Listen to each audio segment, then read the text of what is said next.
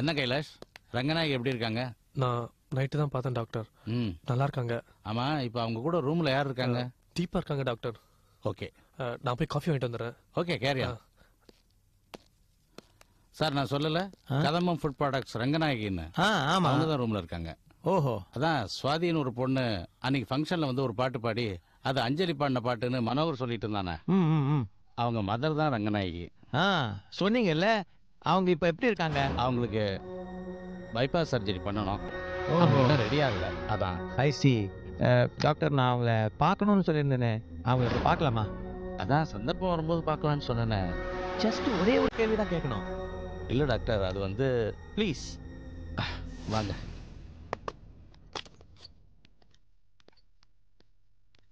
வாங்க டாக்டர். என்ன இன்னைக்கு காலையிலேயே ரவுண்ட்ஸா? அதெல்லாம் இல்ல, he is mister Vaikundan, my best friend. By the way, doctor மனோகரோட ஃபாதர் இவர். அப்படியா?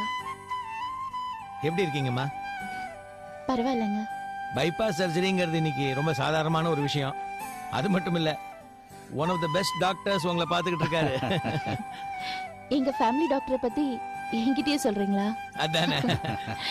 ஆமா, தீபா எங்க? அவ கொஞ்சம் வெளியில போயிருக்கா டாக்டர். இல்லையே, இங்க உள்ள இருக்கிறதா தான் கைலாஷ் சொல்லிட்டு போனா. இல்ல, அவன் சரியா கவனிச்சிருக்க மாட்டான் டாக்டர். ஓ, எக்ஸ்கியூஸ் மீ, உங்க பொண்ணு என்ன பேரு? சுவாதி. உங்க பொண்ணு சுவாதி காலேஜ் ஃபங்க்ஷன்ல ஒரு பாட்டு பாடினாங்களே, அந்த பாட்டு அவங்களுக்கு எப்படி தெரியும்? ஏன் எல்லாரும் திரும்ப திரும்ப அதே கேள்வியை கேட்டுட்டு இருக்கீங்க? ஏன் பதில் சொல்ல விருப்பப்படலையா? அதில்ல, உங்க புள்ளையும் அதே கேள்வியை தான் கேட்டாரு. நீங்களும் அதே கேள்வியை தான் கேக்குறீங்க. ஏன் அதே கேக்குறீங்கன்னு தெரிஞ்சுக்கலாமா? என் பையன் பாட்டுக்கும் ஒரு சம்பந்தம் இருக்கு, அதுக்காக கேட்டேன். இப்ப சொல்லுங்க, உங்க பொண்ணுக்கு அந்த பாட்டு எப்படி தெரியும்? எங்க ஆபீஸ்ல வேலை பாக்குற ஒரு ஹேண்டிகேப் பொண்ணு அதை சொல்லி கொடுத்தா. ஹேண்டிகேப்டா? அந்த பொண்ணை நான் பார்க்கலாமா? முடியாது, அதை அவ விரும்ப மாட்டா. ஐ சி. தேங்க்யூ டாக்டர், போலாம்.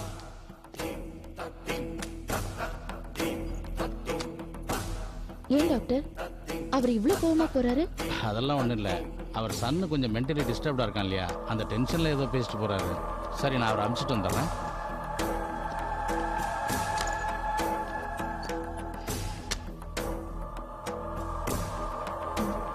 தீபா, தீபா,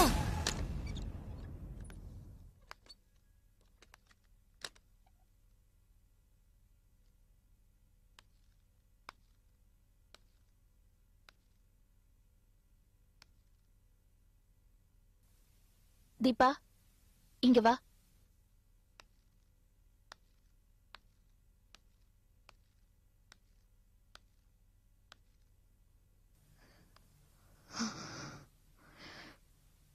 தேங்க்ஸ் ரங்கா, ஒவ்வொரு தடவையும் நீதான் என்ன காப்பாத்திட்டு இருக்க.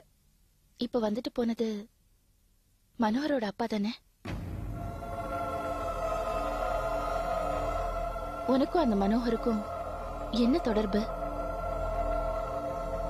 இங்க பாரு தீபா, நீ இத பத்தி எதுவுமே என்கிட்ட சொல்லனாலும் என்னால ஓரளவுக்கு புரிஞ்சுக்க முடியும், சம்பந்தப்படுத்தி பார்க்கவும் தெரியும். அன்னைக்கு நீ சுவாதிக்கு பாட்டு சொல்லி கொடுத்தது, அவ போய் காலேஜ்ல பாடினது, அந்த பாட்டை கேட்டு டாக்டர் மனோகர் கலாட்டா பண்ணது, இதெல்லாம் பார்க்கும்போது உனக்கும் மனோகருக்கும் ஏதோ ஒரு தொடர்பு இருக்கு.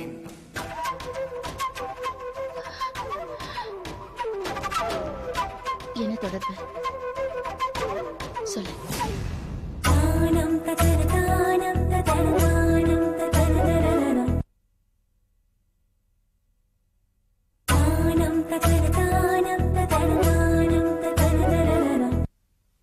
சொல்லு தீபா.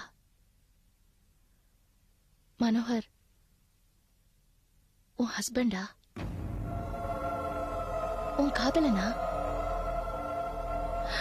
சொல்லு தீபா. நான் சொல்ல மாட்டேன். இங்க பாரு தீபா, இந்த விஷயத்தை பத்தி நான் எப்பவாவது உன்கிட்ட கம்பல் பண்ணி கேட்டிருக்கேனா?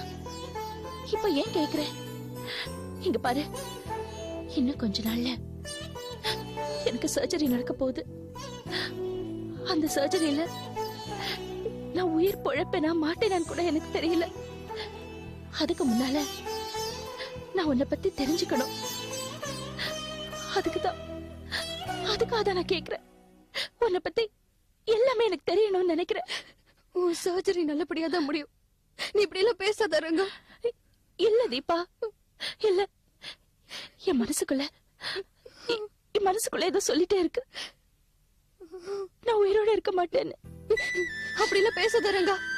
நீ குணமாயிடுவ, எனக்கு தெரியும். எனக்கு நம்பிக்கை இருக்கு. இல்ல தீபா, இல்ல. நீ சொல்லு. என் தீபாவை பத்தி எனக்கு எல்லாமே தெரியணும். என்னால முடிஞ்ச உதவியை நான் அவளுக்கு செய்யணும். எனக்கு அப்புறம் அவ அனாதையா நிக்க கூடாது. சொல்லு தீபா, நீ சொல்லு. நானும் உன்கிட்ட எல்லாமே சொல்லணும்னு தான் நினைக்கிறேன். இப்ப உனக்கு இருக்கிற பிரச்சனைல நான் ஏதாவது சொல்லி உனக்கு ஹார்ட் அட்டாக் வந்துருமோன்னு பயமா இருக்கு. ஐயோ, எனக்கு ஒண்ணும் ஆகாதுமா. நீ சொல்லுமா. நீ இருக்கிற நிலைமையில இதெல்லாம் கேட்க கூடாது. நான் ஏதாவது சொல்லி உனக்கு ஏதாவது ஆபத்து வந்துருச்சுன்னா அதை என்னால தாங்கிக்க முடியாது. என்னடி தாங்கிக்க முடியாது உன்னால? என்ன தாங்கிக்க முடியாது? அர்ஜுன கர்ண மேல அம்பு விட்டான். அவன் தான் அண்ணன்னு தெரிஞ்ச உடனே ஐயோ என் அண்ணனை நான் தான் கொன்னுட்டேன் அப்படியே பதறி போயிட்டான். அப்ப கிருஷ்ணர் என்ன தெரியுமா சொன்னாரு? கர்ணனை நீ கொல்லல, அவன் பிறந்த அன்னைக்கே அவனை ஆத்துல தூக்கி போட்டாளே அவங்க அம்மா அவனை கொன்னுட்டா. அவனோட கவச குண்டலத்தை தானமா கேட்டானே இந்திரன், அவன் அவனை கொன்னுட்டான். பிரம்மாஸ்திரத்தை ஒரு தடவைக்கு மேல ஏவ கூடாதுன்னு அவங்க அம்மா சத்தியம் வாங்கினாங்களே, அன்னைக்கே அவன் செத்து போயிட்டான். மிச்சம் மீதி இருந்த தானம் தர்மம் புண்ணியத்தை நான் வாங்கிக்கிட்டு நானும் அவனை சாகடிச்சிட்டேன். இப்படி எல்லாரும் சாகடிச்ச கர்ணனை செத்த பாம்பு அடிக்கிற மாதிரி அடிச்சுட்டு நான் தான் கொன்னேன்னு சொல்லாதேன்னு சொன்னாரு. அதே மாதிரி என் அப்பா, பசங்க, உமா, மோகினி, முத்துக்குமார் மாதிரி எத்தனையோ பேர் என்ன சாகடிச்சிட்டாங்க. இப்ப நீ சொல்ல போற விஷயத்தினால நான் உன்னை செத்துற மாட்டேன். உன் மேல எந்த பழியும் வராது. ஆனா நான் சந்தோஷப்படுவேன். என் ஃப்ரெண்ட பத்தி எல்லா உண்மையும் தெரிஞ்சுக்கிட்டேன்னு நான் சந்தோஷப்படுவேன். ப்ளீஸ் தீபா, சொல்லு தீபா. இங்க பாரு, உனக்கு ஏதாவது ஒரு வகையில நான் ஏதாவது ஒரு உதவி பண்ணணும்னு நினைக்கிறேன். அதுக்கு நான் உன்னை பத்தி தெரிஞ்சுக்கணும், உன் வாழ்க்கையை பத்தி புரிஞ்சுக்கணும். சொல்லு தீபா, ப்ளீஸ் தீபா, சொல்லு. சொல்றேன். என் ஊரு தெரு.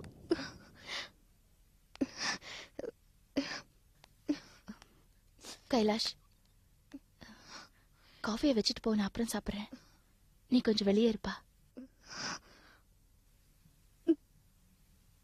கைலாஷ், இருங்க, இங்க வாங்க.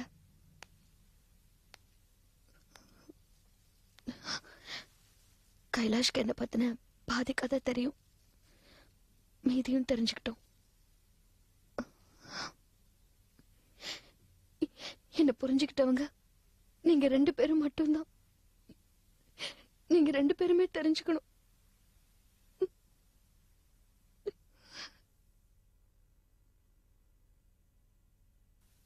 திருத்துறை தான் என் சொந்த ஊர்.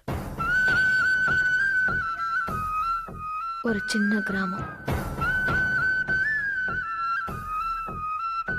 நான் வளர்ந்தது படிச்சது எல்லாமே அந்த ஊர்ல தான்.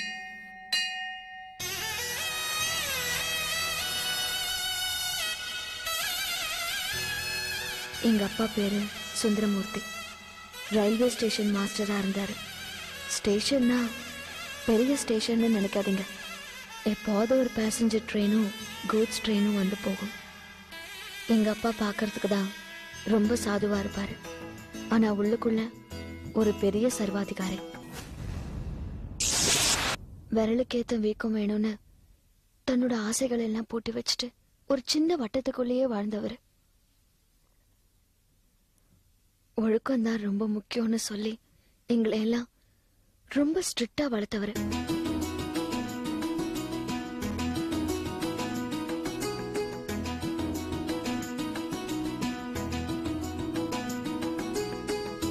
இந்த நாள் என் வாழ்க்கையை புரட்டி போட்ட முக்கியமான நாள்.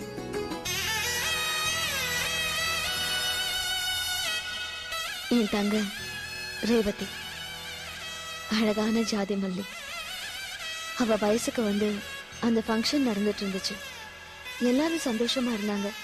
அதுலயும் எங்க அம்மா தான் சின்ன பொண்ணு வயசுக்கு வந்ததுல ரொம்ப ரொம்ப சந்தோஷமா இருந்தாங்க. ஆனா அவங்களுக்கு தெரியாது இந்த மல்லிகை பூ என் படிப்பால கருகி நாசமா போக போகுதுன்னு. பின்னாடி நடக்க போறது முன்னாடியே தெரிஞ்சிருந்தா நான் டாக்டர் படிப்புக்கு ஆசைப்பட்டிருக்க மாட்டேன், முயற்சி பண்ணிருக்கவும் மாட்டேன். அன்னைக்குதான் எங்க அம்மா அவங்க கடைசியா சிரிச்சு சந்தோஷமா இருந்தது. அன்னைக்குதான்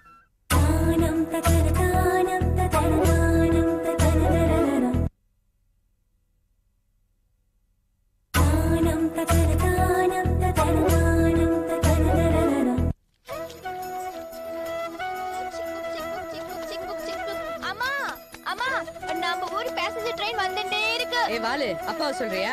பின்ன நம்ம ஊரு பேசஞ்சர் ட்ரெயினும் நிக்காம டொக்கு புக்கு டொக்கு புக்குன்னு போயிட்டே இருக்கும். நான் பாப்பாவும் பேச ஆரம்பிச்சேன்னா அதே டொக்கு புக்கு தான். அம்மா நீதாம்மா அப்பா கிட்ட பேசணும் ப்ளீஸ்மா. எப்படியாவது மெடிக்கல் காலேஜ் சேரணும். இங்க பாரு அட்மிஷன் ஃபார்ம் கூட வந்துட்டு. அஞ்சலி, நடக்காத காரியத்தை பத்தி நான் ஏண்டி அப்பாட்ட பேசணும்? அப்பா ஒத்துக்கவே மாட்டேன். ஏமா அப்படி சொல்ற? இந்த பாரு, பெரியவளான ஒரு பொண்ணை ஆத்து விட்டு வெளியில அனுப்பிச்சு ஹாஸ்டல்ல தங்கி அவர் படிக்க வைப்பறா மாட்டார். அது மட்டும் இல்ல, அவரோட வருமானம் அத்தை கல்யாணத்துக்கு பட்ட கடன் அடைக்கிறதுக்கும் அவ அப்பா அம்மாவோட மருந்து செலவுக்குமே சரியா இருக்கு. நாளைக்கு உனக்கு ஒரு கல்யாண காட்சினா போடுறதுக்கு ஒரு குண்டுமணி பொண்ணு இல்லையங்கிற கவலையில நான் இருக்கேன். நீ வேற மெடிக்கல் காலேஜ் அது இதுன்னு. அம்மா, நீ என் கல்யாணத்தை பத்தி கவலையே பட வேண்டாம்.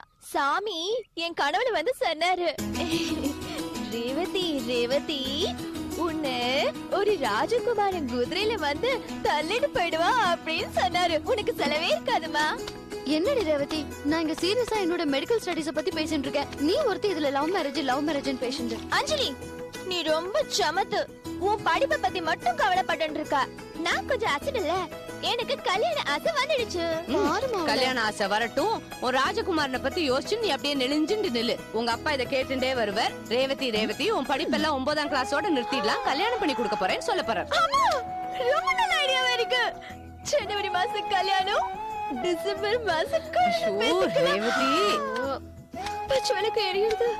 நம்ம ஊர் station master mister Sundaramurthy is coming. அம்மா அப்பா வர பேசுமா. இந்தாங்கண்ணா. அப்பா, மை டார்லிங், சோ ஸ்வீட். சமத்தல்ல. என்னப்பா ஒரே நாள் அழைச்சு போயிட்டே. சாப்பாடு போட்டுடுமா? வரேல? வாண்டு, என்ன விசேஷம்? இன்னைக்கு உபச்சாரம்லாம் ரொம்ப பலமா இருக்கு. எதுக்கு அடி போடுற? இன்னைக்கு ஒரு விஷயத்த முடிவு பண்ணணும். அஞ்சலி, கையில என்ன கடுதாசு? அது ஒண்ணும் இல்லனா, மெடிக்கல் காலேஜ்ல அவளுக்கு அட்மிஷன் கிடைச்சிருக்கான். என்னது? மெடிக்கல் காலேஜ்ல அட்மிஷன் கிடைச்சிருக்கா? யார் அப்ளை பண்ணா? யார் பணம் கட்டினா? கேக்குறேன்ல. ருக்கு, இந்த ஆத்துல எனக்கு தெரியாம நிறைய விஷயங்கள்லாம் நடந்துட்டு இருக்கு. இதெல்லாம் நல்லதுக்கு இல்ல சொல்லிட்டேன். அவ ஆசைப்பட்டான்னு நான் தான். அவ ஆசைப்படுவாடி. நம்ம ஊர் ஸ்டேஷன்ல ஜெட் பிளேனே வந்து நிக்கணும்னு அவ ஆசைப்படுவா.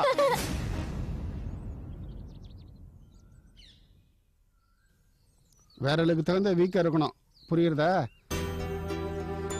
சரி சரி, எந்த காலேஜ்ல இருந்து வந்திருக்க? தஞ்சாவூர்ல இருந்து. என்னது? தஞ்சாவூரா? அப்போ நீ ஹாஸ்டல்ல தங்கி படிக்கணுமா? ஒரு கன்றாவையும் வேண்டாம். அதான் தினம் பேப்பர்ல படிச்சுட்டு இருக்குமே, அந்த பொண்ணு அவனோட ஓடி போயிட்டா, இந்த பொண்ணு இவனோட ஓடி போயிட்டான்னு. இந்த பாரு, நீ ஆத்துல எனக்கு பொண்ணாரு, அது போறோம்.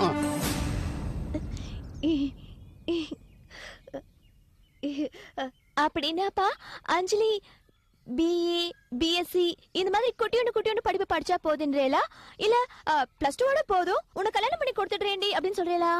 ஏய், பெரியவா பேசிட்டு இருக்கும் போது குறுக்க பேசாதேன்னு நோக்கு எத்தனை தடவை சொல்லியிருக்கேன். எல்லாம் இவ கொடுக்கற இடம். என்ன தொட்டத்துக்கெல்லாம் என்ன குத்தம் சொல்லிட்டே இருக்கேள்? இவ படிப்புக்கு என்ன சொல்றீங்களா அதை சொல்லுங்க. அதெல்லாம் ஒண்ணு வேணாம். அம்பாசமுத்திரத்துல என் ஃப்ரெண்டு கிருஷ்ணமூர்த்தியோட பையன் அப்பளா பிசினஸ ஓஹோன்னு பண்ணிட்டு இருக்கான். அவனுக்கும் அஞ்சலிக்கும் வர தை மாசம் கல்யாணம்.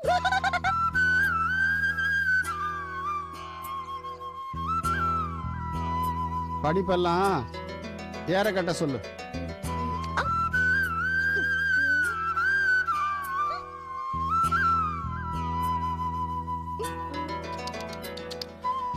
அஞ்சலி, அஞ்சலி, துன்பப்படுறவாளா அந்த தெய்வத்துக்கிட்ட முறையிடலாம்.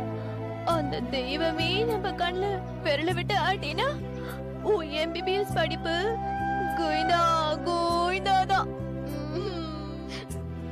பாருமா பொடியுல